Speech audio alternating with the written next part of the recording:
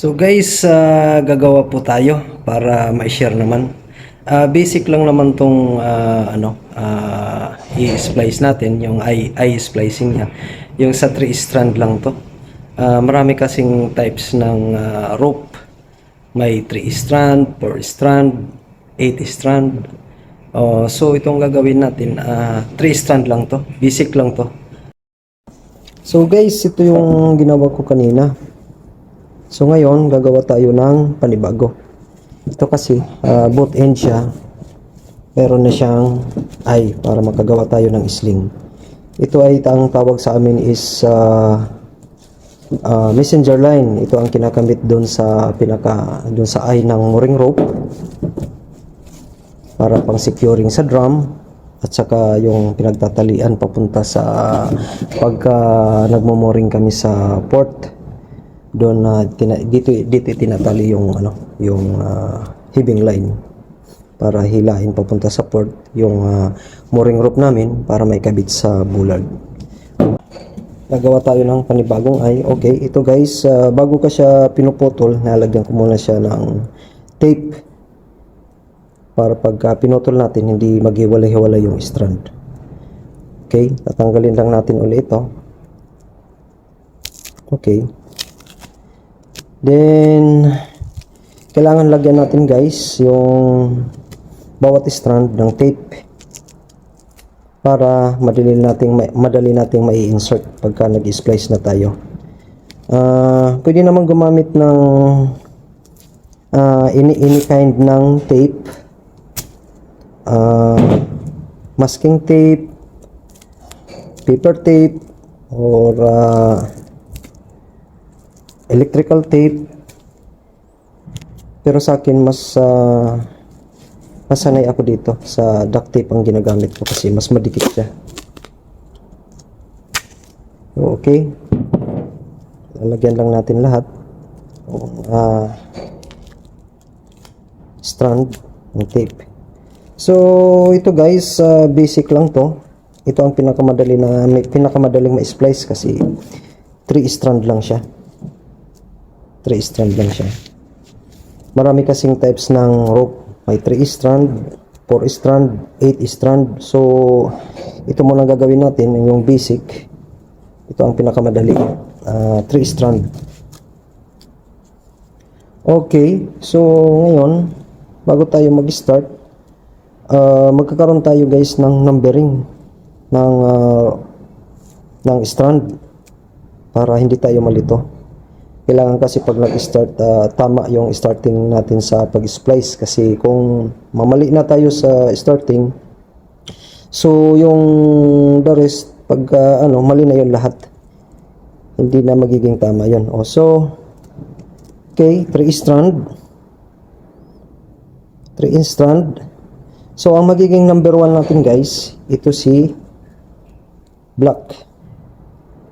Ito ang magiging number 1 natin. Number 1. Tapos, ito naman si number 2. Tapos, ito naman si magiging number 3 natin.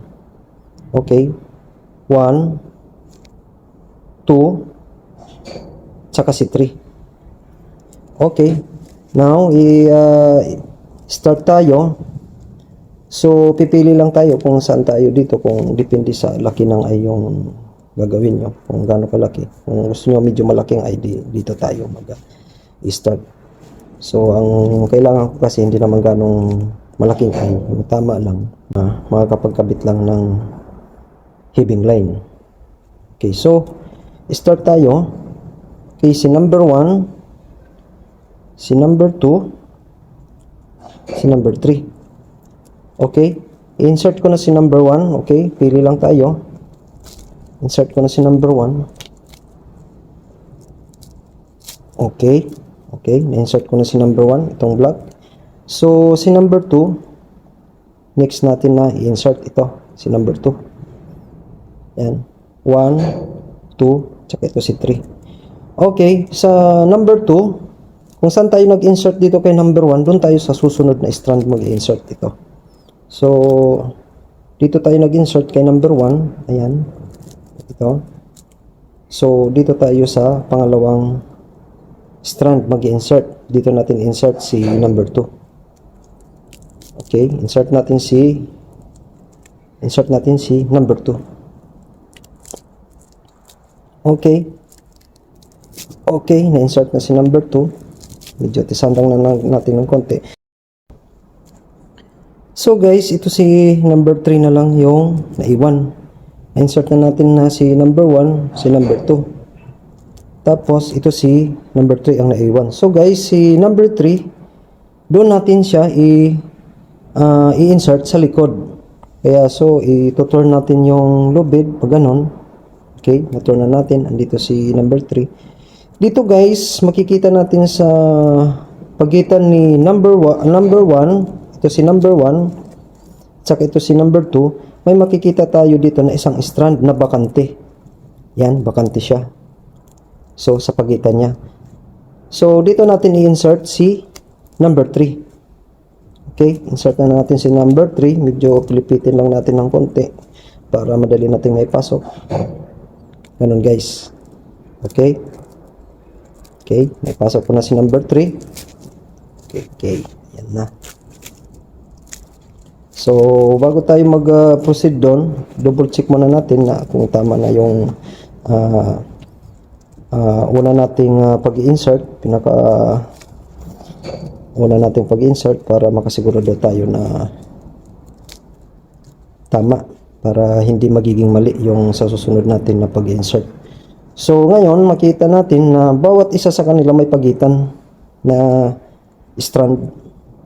Ito, may pagitan silang dalawa.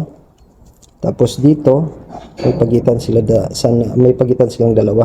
Yun ang palatandaan natin na tama yung una nating insert. Yung pinakauna nating insert. Okay? Yan, pagitan nila. May pagitan sila. So, pwede na tayo mag-proceed guys. Pag nag-proceed tayo, hindi na natin kailangan yung numbering. Kahit either na dito sa tatlo sa kanila yung unahin natin kasi ang pinakamahirap lang naman yung starting. Okay? Basta tama yung starting natin. Pagkasunod na insert na natin, ini sa tatlo na ito yung unahin natin. So, ngayon, pag nag-insert tayo, pagka nagko-continue na tayo mag-insert, for example, itong unahin ko, so may makikita tayo ditong strand, ito. So, hindi tayo dyan mag-insert. Dito tayo mag-insert sa pangalawa. Palaging pangalawa. Ito sa pangalawa. Okay? Medyo pilipitin ulit natin ng konti. Yan, bubukas siya. Bubukas siyang ganun. Tapos, okay, ipapasok ko na siya sa pangalawa. Kung saan siya, ito, pangalawa niya. Ito, pangalawa. Diyan tayo mag-insert. Okay, na-insert na natin. So, punta tayo sa isa. Okay. Same. Sa pangalawa tayo. Ito, katabi niya. Big sabihin, dito tayo mag-insert sa pangalawa. Ito, hindi ito. Kasi ito yung insert natin kanina. Dito tayo mag-insert. Okay. Pilipit lang tayo ng konti. Yan. Bubuka yan. Tapos, pasok. Okay. Tapos ito uli. Dito tayo sa pangalawa niya. Ito yung una. Tapos ito sa pangalawa. Diyan tayo mag-insert. Yan. Okay. Tuloy lang natin guys yung pag-insert habang may natitira pa. Kailangan itong tatlong strand, ma-insert natin lahat yan. Hanggang sa dulo. Hanggat may ma-insert pa siya, i-insert natin. So, okay. Ito, tutuloy ko lang. Sa pangalawa ulit tayo. Ito siya. Dito tayo ulit. Pangalawa. Yan. Insert ko siya. Okay. Ito i-insert ko. Pangalawa ulit.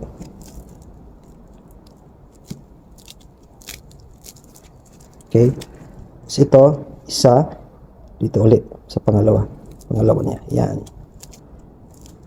Yung pilipit lang tayo ng konti para madali may pasok. Okay, so guys, na kumpleto natin. May natira pa siya pero hindi na natin po pwede ma-insert kasi sobrang iksi na.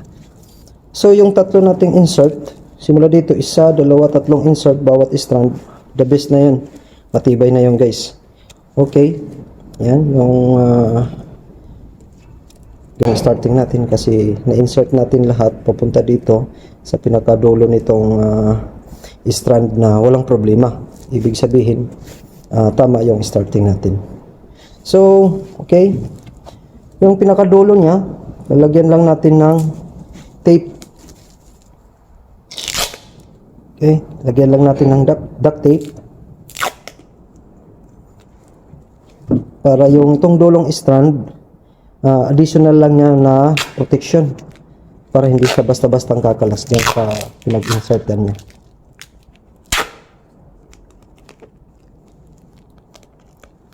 Okay. So, yan. Okay na guys. Meron na. Pareho siya. So ito guys, gagamitin ko ito pag nagpalit na kami nitong bagong mooring lines. Ito ay ipapakita ko sa inyo sa susunod na vlog kung anong magiging purpose nito. Maraming purpose ng pinagagamitan to, kahit sa bahay magagamit natin to, sa trabaho, sa mga pag nagbibira tayo ng mga naghihib tayo ng mga mabibigat na gamit, pwede ito gamit ito. So yan guys, okay, nagawa na natin yung 3-strand splicing, 3-strand rope. So ito lang muna yung ma-share ko, yung basic lang. Bali sa susunod, mag-splice naman tayo ng ibang type, ibang klase ng rope. Baka 4-strand or 8-strand. Pag 8-strand, kadalasan yan is mooring rope na yun, malaki na. Okay, sige. Okay, thank you. Thank you so much. And have a good day. Thank you so much. Have a good day.